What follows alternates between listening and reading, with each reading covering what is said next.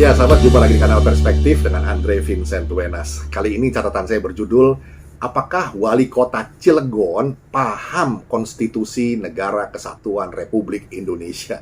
Ini merespon peristiwa Wali Kota dan wakilnya yang ikut menandatangani petisi penolakan pembangunan gereja oleh sekelompok orang. Begini, sahabat, apa sih pegangan sekaligus panduan utama bagi seorang pejabat publik di Republik Indonesia ini? Nah, bukankah itu tercantum dalam sumpah jabatannya, yaitu untuk setia dan membela, loyal and defend ideologi negara, yaitu Pancasila, dan menaati Undang-Undang Dasar 1945 kita. Maka dengan adanya kasus di kota Cilegon soal pelarangan pembangunan rumah ibadah, patutlah ditanyakan apakah Wali Kota Cilegon serta wakilnya itu paham Konstitusi Negara Kesatuan Republik Indonesia. Yaitu 3 pertanyaan pembuka. Dan ini, sahabat, serius masalahnya. Di pasal 29 Undang-Undang Dasar 45 itu jelas tertera kok bahwa 1. Negara berdasar atas ketuhanan yang Maha Esa. Yang kedua, negara menjamin kemerdekaan tiap-tiap penduduk untuk memeluk agamanya masing-masing dan untuk beribadat menurut agamanya dan kepercayaannya itu. Itu konstitusi kita. Dan ini jelas sekali, gamblang. Maka kelakuan Wali Kota Cilegon sebagai representasi negara yang melarang-larang pembangunan rumah ibadat adalah sebuah bentuk pengkhianatan terhadap konstitusi.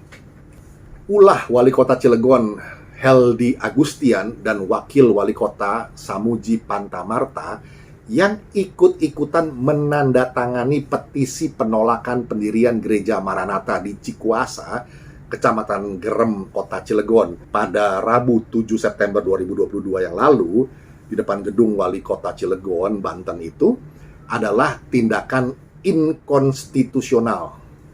Ikut-ikutan menandatangani petisi penolakan pembangunan gereja. Nampaknya kedua pejabat publik itu kecut hatinya saat diperhadapkan dengan massa yang mengatasnamakan Komite Penyelamat Kearifan Lokal Kota Cilegon. Kearifan lokal? Kearifan lokal macam apa itu? Akibatnya, sahabat, jadi ramai di media. Kontroversi bermunculan. Sampai ada yang bilang bahwa di kota Cilegon justru yang marak adalah salon-salon plus-plus, alias kegiatan esek-esek lah ini. Diskotik, nightclub juga tidak sedikit jumlahnya. Ini kan hipokrit alias munafik sekali. Alasan tentang dasar penolakan pemberian izin pendirian rumah ibadah yang disampaikan pejabat publik itu pun ternyata mengada-ada.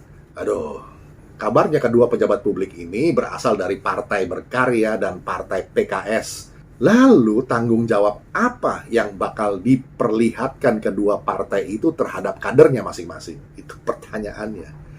Parpolnya jelas tidak bisa cuci tangan begitu saja. Harus bersikap. Lalu pemerintah provinsinya, itu Banten, bagaimana? Apa cuma bengong? Lalu Kemendagri bagaimana? Nah, sahabat, Kementerian Agama kita tahu sudah berupaya sekuatnya untuk mengingatkan dan melakukan pendekatan-pendekatan ke pihak pemerintah kota. Namun rupanya wali kota dan wakilnya itu belum merespon dengan baik. Mungkin sekali masih kecut hati alias pengecut memang saat berhadapan dengan gerombolan yang mengaku-ngaku sebagai Komite Penyelamat Kearifan Lokal Kota Cirebon. Atau cuma oportunis saja lantaran takut kehilangan konstituen.